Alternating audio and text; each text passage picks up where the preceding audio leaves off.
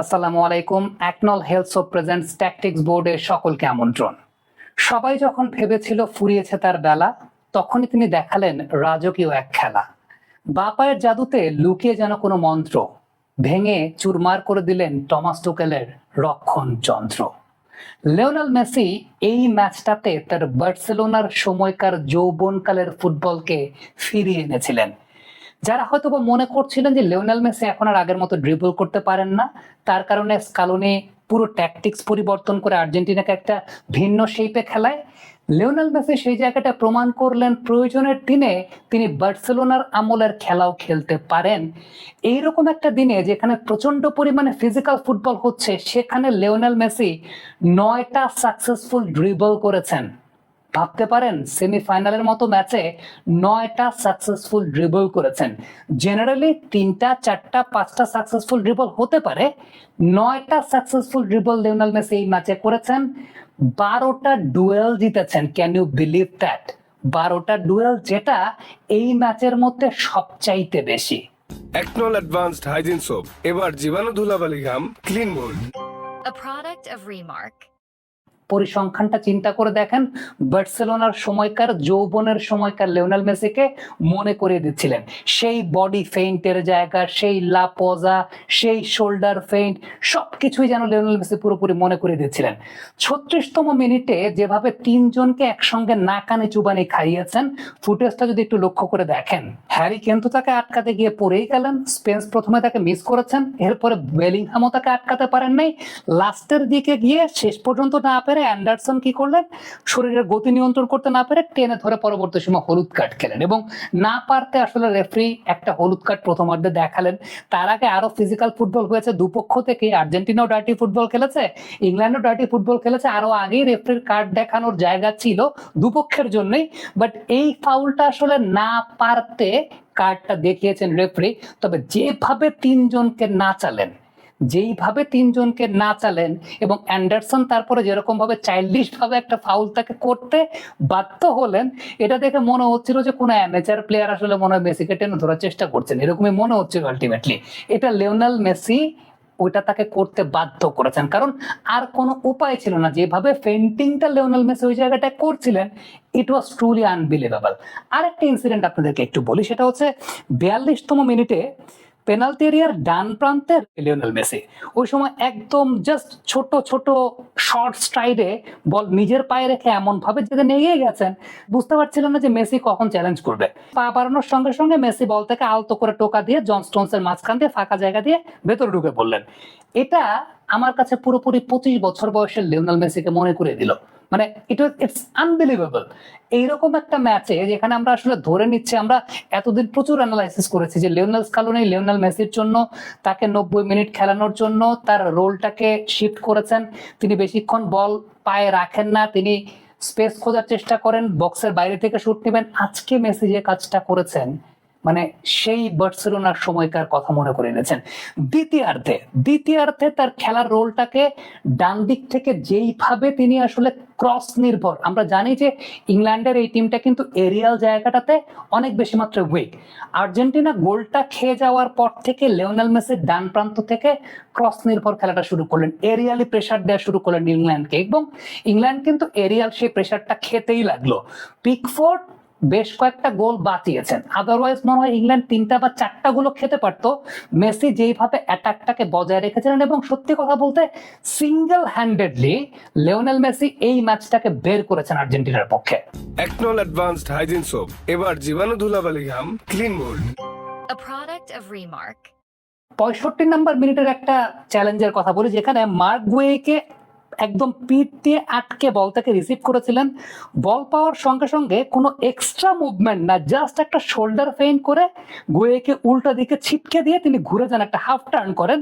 এরপর ড্রিবলিং এ গতি কম থাকলেও চমৎকার টাইমিং ছিল, যে কারণে ইংল্যান্ডের ডিফেন্সিভ মিডফিল্ডটা পুরোপুরি লাইনের বাইরে চলে যায়। এবার 85 মিনিটে যে অ্যাসিস্টটা লিওনেল মেসি করেছেন, আপনি যদি এটা একটু চিন্তা করে দেখেন, এটা আমি এর আগেও একটা ভিডিও করেছি যেখানে আমি বলেছি, আপনি খেয়াল করে দেখবেন মেসি যখন বলটা পায়ে পেয়েছেন, পায়ে পেয়ে যখন বাঁ দিক থেকে তিনি ড্রিবলটা করলেন বা বাঁ দিকে যে ফেইন্টিংটা যখন করলেন, প্রত্যেকটা ডিফেন্ডারের অবস্থানটা এরকম ছিল, মেসি ফার পোস্টে শুট নেবেন, they were prepared for that. এবং একজন ডিফেন্ডারকে দেখবেন যে সেটা ব্লক করার জন্য এগিয়েও আসছিল, বাট মেসি যেটা করেছেন জাস্ট সামনে বলতে এনজো ফার্নান্দেজকে বাড়িয়ে দিয়েছেন, এনজো ফাঁকা ছিলেন, গোলটা পেয়ে গেছেন। কেউ এনজো ফার্নান্দেজের জন্য প্রিপেয়ার্ডই ছিল না যে এনজো এখানে বলটা পাবে এবং সেই জায়গাটায় কিকটা করবে, কেউ প্রিপেয়ার্ডই ছিল না, সবাই প্রিপেয়ার ছিল মেসি শুট নেবেন সেটার জন্য। দ্বিতীয় অ্যাসিস্টটা সবচাইতে উল্লেখযোগ্য, মেসি ডান পায়ে করেছেন, মেসি ডান পায়ে দ্বিতীয় অ্যাসিস্টটা করেছেন। প্রথমত আমি ডিসিভ করার জায়গাটা বলি, মেসি যখন বলটাকে পেয়েছেন, বলটা পাওয়ার পরে তিনি ওই জায়গাটায় একটা পজ দিয়েছেন। ওই পজটা অপোনেন্টকে কনফিউজ করেছে কেন জানেন? কারণটা হচ্ছে ওই পাশে খুব সম্ভবত মন্টিয়েল ছিলেন, সবাই ভেবেছে মন্টিয়েল মনে একটা রান নেবে এবং মেসি তাকে বলটা পাস করবে, এটা ভেবেছে এবং প্রত্যেকের বডি পজিশনিংটা আসলে ওই রকমই ছিল। বাট মেসি হঠাৎ করে স্পিডটা ডান দিকে বাড়িয়ে দিয়েছেন, হঠাৎ করে স্পিডটা ডান দিকে বাড়িয়ে দিয়ে একদম ফ্ল্যাঙ্ক পজিশনে গিয়ে ডান পা দিয়ে ক্রসটা করেছেন। It's very unlike Lionel Messi, ডান পা দিয়ে তিনি ক্রসটা করেছেন, তার উইকার ফুট লাউতারো মার্টিনেজ গোলটা দিয়েছেন। So he is unbelievable, he is unbelievable এবং এই ম্যাচে টোটালি আনবিলিভেবল ছিলেন। যারা আমরা তো এতদিন ধরে অ্যানালাইসিস করছি, গবেষণা করছি এবং আমরা বলছি যে মেসিকে কাম রাখার জন্য, মেসিকে ফিট রাখার জন্য স্কালোনি অন্য সবাইকে দিয়ে মেসিকে কমপ্লিমেন্ট করার চেষ্টা করছেন। আজকে মেসি কমপ্লিমেন্ট পুরোটাই মেসি ছিলেন, পুরোটাই সেই বার্সেলোনার সময়কার ওই যে জায়গাটা ফেন্টিং, ড্রিবলিং, মানে এত দীর্ঘ সময় বল পায়ে রাখার জায়গায় 9টা সাকসেসফুল ড্রিবল করেছেন। ভাবতে পারেন সেমিফাইনালের মতো ম্যাচে 9টা সাকসেসফুল ড্রিবল করেছেন। জেনারেলি 3টা 4টা 5টা সাকসেসফুল ড্রিবল হতে পারে, 9টা সাকসেসফুল ড্রিবল লিওনেল মেসি এই ম্যাচে করেছেন। 12টা ডুয়েল জিতেছেন, ক্যান ইউ বিলিভ দ্যাট? 12টা ডুয়েল, যেটা এই ম্যাচের মধ্যে সবচাইতে বেশি। একনল অ্যাডভান্সড হাইজিন সোপ, এবার জীবাণু ধুলাবালি ঘাম clean bold. A product of Remark. পরিসংখ্যানটা চিন্তা করে দেখেন, বার্সেলোনার সময়কার, যৌবনের সময়কার লিওনেল মেসিকে মনে করিয়ে দিচ্ছিলেন সেই বডি ফেইন্টের জায়গা, সেই লাপোজা, সেই শোল্ডার ফেইন্ট, সবকিছুই যেন লিওনেল মেসি পুরোপুরি মনে করিয়ে দিচ্ছিলেন। 36তম মিনিটে যেভাবে তিনজনকে একসঙ্গে নাকানি চুবানি খাইয়েছেন, ফুটেজটা যদি একটু লক্ষ্য করে দেখেন, হ্যারি কেন তো তাকে আটকাতে গিয়ে পড়েই গেলেন, স্পেন্স প্রথমে তাকে মিস করেছেন, এরপরে বেলিংহামও তাকে আটকাতে পারেন নাই, লাস্টের দিকে গিয়ে শেষ পর্যন্ত না পেরে অ্যান্ডারসন কি করলেন, শরীরের গতি নিয়ন্ত্রণ করতে না পেরে টেনে ধরে পরবর্তী সময় হলুদ কার্ড খেলেন এবং না পারতে আসলে রেফারি একটা হলুদ কার্ড প্রথমার্ধে দেখালেন। তার আগে আরো ফিজিক্যাল ফুটবল হয়েছে দুপক্ষ থেকে, আর্জেন্টিনাও ডার্টি ফুটবল খেলেছে, ইংল্যান্ডও ডার্টি ফুটবল খেলেছে, আরো আগেই রেফারির কার্ড দেখানোর জায়গা ছিল দুপক্ষের জন্যই। বাট এই ফাউলটা আসলে না পারতে কার্ডটা দেখিয়েছেন রেফারি। তবে যেভাবে তিনজনকে নাচালেন এবং অ্যান্ডারসন তারপরে যেরকম ভাবে চাইল্ডিশ ভাবে একটা ফাউল তাকে করতে বাধ্য হলেন, এটা দেখে মনে হচ্ছিল যে কোনো অ্যামেচার প্লেয়ার আসলে মনে হয় মেসিকে টেনে ধরার চেষ্টা করছেন, এরকমই মনে হচ্ছিল আলটিমেটলি। এটা লিওনেল মেসি ওইটা তাকে করতে বাধ্য করেছেন, কারণ আর কোনো উপায় ছিল না। যেভাবে ফেন্টিংটা লিওনেল মেসি ওই জায়গাটায় করছিলেন, ইট ওয়াজ ট্রুলি আনবিলিভেবল। আর একটা ইনসিডেন্ট আপনাদেরকে একটু বলি, সেটা হচ্ছে 42তম মিনিটে পেনাল্টি এরিয়ার ডান প্রান্তে লিওনেল মেসি ওই সময় একদম জাস্ট ছোট ছোট শর্ট স্ট্রাইডে বল নিজের পায়ে রেখে এমন ভাবে যেখানে এগিয়ে গেছেন, বুঝতে পারছিলেন না যে মেসি কখন চ্যালেঞ্জ করবে। পা বাড়ানোর সঙ্গে সঙ্গে মেসি বল থেকে আলতো করে টোকা দিয়ে জন স্টোনসের মাঝখান দিয়ে ফাঁকা জায়গা দিয়ে ভেতরে ঢুকে পড়লেন। এটা আমার কাছে পুরোপুরি 25 বছর বয়সের লিওনেল মেসিকে মনে করে দিল। মানে ইটস আনবিলিভেবল। এইরকম একটা ম্যাচে যেখানে আমরা আসলে ধরে নিচ্ছি, আমরা এতদিন প্রচুর অ্যানালাইসিস করেছি যে লিওনেল স্কালোনি লিওনেল মেসির জন্য তাকে 90 মিনিট খেলানোর জন্য তার রোলটাকে শিফট করেছেন। তিনি বেশিক্ষণ বল পায়ে রাখেন না, তিনি স্পেস খোঁজার চেষ্টা করেন, বক্সের বাইরে থেকে শুট নেবেন। আজকে মেসি যে কাজটা করেছেন, মানে সেই বার্সেলোনার সময়কার কথা মনে করে এনেছেন। দ্বিতীয়ার্ধে তার খেলার রোলটাকে ডান দিক থেকে যেইভাবে তিনি আসলে ক্রস নির্ভর, আমরা জানি যে ইংল্যান্ডের এই টিমটা কিন্তু এরিয়াল জায়গাটাতে অনেক বেশি মাত্রায় উইক।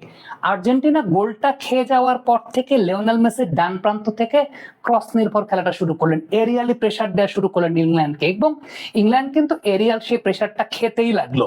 পিকফোর্ড বেশ কয়েকটা গোল বাঁচিয়েছেন। আদারওয়াইজ মনে হয় ইংল্যান্ড 3টা বা 4টা গোল খেতে পারতো। মেসি যেইভাবে অ্যাটাকটাকে বজায় রেখেছিলেন এবং সত্যি কথা বলতে সিঙ্গেল হ্যান্ডেডলি লিওনেল মেসি এই ম্যাচটাকে বের করেছেন আর্জেন্টিনার পক্ষে। একনল অ্যাডভান্সড হাইজিন সোপ, এবার জীবাণু ধুলাবালি ঘাম clean bold. A product of Remark. 65 নম্বর মিনিটের একটা চ্যালেঞ্জের কথা বলি, যেখানে মার্ক গুয়েকে একদম পিঠ দিয়ে আটকে বলটাকে রিসিভ করেছিলেন। বল পাওয়ার সঙ্গে সঙ্গে কোনো এক্সট্রা মুভমেন্ট না, জাস্ট একটা শোল্ডার ফেইন্ট করে গুয়েকে উল্টা দিকে ছিটকে দিয়ে তিনি ঘুরে যান, একটা হাফ টার্ন করেন। এরপর ড্রিবলিং এ গতি কম থাকলেও চমৎকার টাইমিং ছিল, যে কারণে ইংল্যান্ডের ডিফেন্সিভ মিডফিল্ডটা পুরোপুরি লাইনের বাইরে চলে যায়। এবার 85 মিনিটে যে অ্যাসিস্টটা লিওনেল মেসি করেছেন, আপনি যদি এটা একটু চিন্তা করে দেখেন, এটা আমি এর আগেও একটা ভিডিও করেছি যেখানে আমি বলেছি, আপনি খেয়াল করে দেখবেন মেসি যখন বলটা পায়ে পেয়েছেন, পায়ে পেয়ে যখন বাঁ দিক থেকে তিনি ড্রিবলটা করলেন বা বাঁ দিকে যে ফেইন্টিংটা যখন করলেন, প্রত্যেকটা ডিফেন্ডারের অবস্থানটা এরকম ছিল মেসি ফার পোস্টে শুট নেবেন, they were prepared for that. এবং একজন ডিফেন্ডারকে দেখবেন যে সেটা ব্লক করার জন্য এগিয়েও আসছিল, বাট মেসি যেটা করেছেন জাস্ট সামনে বলতে এনজো ফার্নান্দেজকে বাড়িয়ে দিয়েছেন। এনজো ফাঁকা ছিলেন, গোলটা পেয়ে গেছেন। কেউ এনজো ফার্নান্দেজের জন্য প্রিপেয়ার্ডই ছিল না যে এনজো এখানে বলটা পাবে এবং সেই জায়গাটা কিকটা করবে। কেউ প্রিপেয়ার্ডই ছিল না, সবাই প্রিপেয়ার ছিল মেসি শুট নেবেন সেটার জন্য। দ্বিতীয় অ্যাসিস্টটা সবচাইতে উল্লেখযোগ্য, মেসি ডান পায়ে করেছেন। মেসি ডান পায়ে দ্বিতীয় অ্যাসিস্টটা করেছেন। প্রথমত আমি ডিসিভ করার জায়গাটা বলি, মেসি যখন বলটাকে পেয়েছেন, বলটা পাওয়ার পরে তিনি ওই জায়গাটায় একটা পজ দিয়েছেন। ওই পজটা অপোনেন্টকে কনফিউজ করেছে কেন জানেন? কারণটা হচ্ছে ওই পাশে খুব সম্ভবত মন্টিয়েল ছিলেন।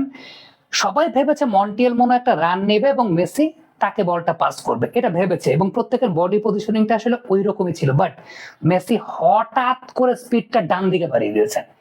হঠাৎ করে স্পিডটা ডান দিকে বাড়িয়ে দিয়ে একদম ফ্ল্যাঙ্ক পজিশনে গিয়ে ডান পা দিয়ে ক্রসটা করেছেন। It's very unlike Lionel Messi.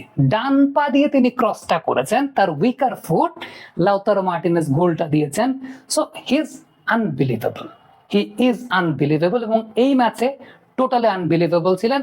যারা আমরা তো এতদিন ধরে অ্যানালাইসিস করছি, গবেষণা করছি, এবং আমরা বলছি যে মেসিকে কাম রাখার জন্য, মেসিকে ফিট রাখার জন্য স্কালোনি অন্য সবাইকে দিয়ে মেসিকে কমপ্লিমেন্ট করার চেষ্টা করছেন। আজকে মেসি কমপ্লিমেন্ট পুরোটাই মেসি ছিলেন, পুরোটাই সেই বার্সেলোনার সময়কার ওই যে জায়গাটা, ফেন্টিং, ড্রিবলিং, মানে এত দীর্ঘ সময় বল পায়ে রাখার জায়গাটা, এরকম একটা ফিজিক্যাল ফুটবলের ম্যাচে মেসি যে দায়িত্বটা নিয়েছেন 39 বছর বয়সে, কামন 39 বছর বয়সে দায়িত্বটা নিয়েছেন, 9টা ড্রিবল তিনি জিতেছেন। এই পরিসংখ্যানের উপরে মনে হয় না আর কোনো কিছু হয়। 12টা ডুয়েল তিনি জিতেছেন, 9টা সাকসেসফুল ড্রিবল, 12টা ডুয়েল তিনি জিতেছেন। এই পরিসংখ্যানের উপরে পরিসংখ্যান বোধ হয় আর হয় না। কমেন্ট বক্সে আপনাদের মন্তব্য, মতামতের অপেক্ষা করছি।